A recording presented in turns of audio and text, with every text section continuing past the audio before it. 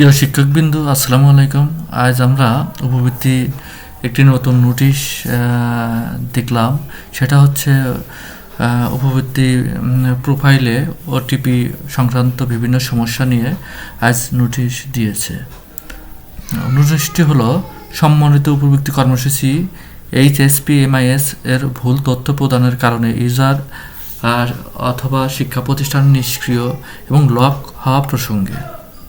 মূলত আমাদের পয়েন্ট 2 লেখা আছে, সম্প্রতি HSPMIS সফটওয়্যার নিরাপত্তা রক্ষা এবং শিক্ষা প্রতিষ্ঠান হতে HSPMIS সফটওয়্যার ব্যবহার করার ক্ষেত্রে স্বচ্ছতা ও জবাবদিহিতা নিশ্চিত করার লক্ষ্যে HSPMIS সফটওয়্যার লগ ইন করার ক্ষেত্রে OTP on time password system সংযোজন করা হয়।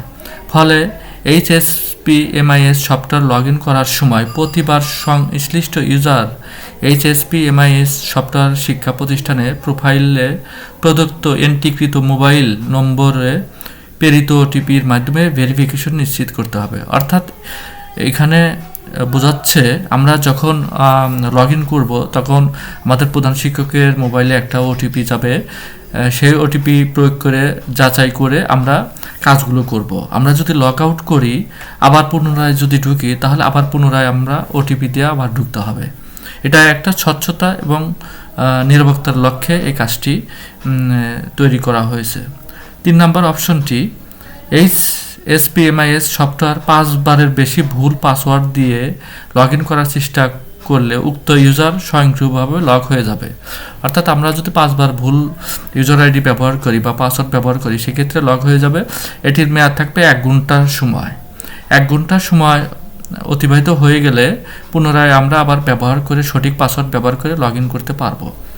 4 নম্বর অপশনটি, এছাড়াও HSPMIS সফটওয়্যার লগ ইন করার সময় সংশ্লিষ্ট ইউজারের মোবাইল নম্বর প্রেরিত ওটিপি নম্বর 5 বারের বেশি ভুল প্রদান করে লগ ইন করার চেষ্টা করলে উক্ত ইউজার স্বয়ংক্রিয়ভাবে নিষ্ক্রিয় হয়ে যাবে। আমরা যদি ওটিপি ভুলভাবে 5 বার ব্যবহার করি, তাহলে সেটা আইডিটা স্বয়ংক্রিয়ভাবে নিষ্ক্রিয় হয়ে যাবে। সেক্ষেত্রে উক্ত ইউজার পরবর্তীতে HSPMIS লগ ইন করতে পারবেন না।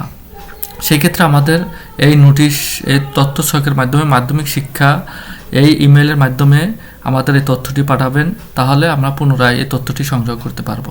ধন্যবাদ, সবাই ভালো থাকবেন।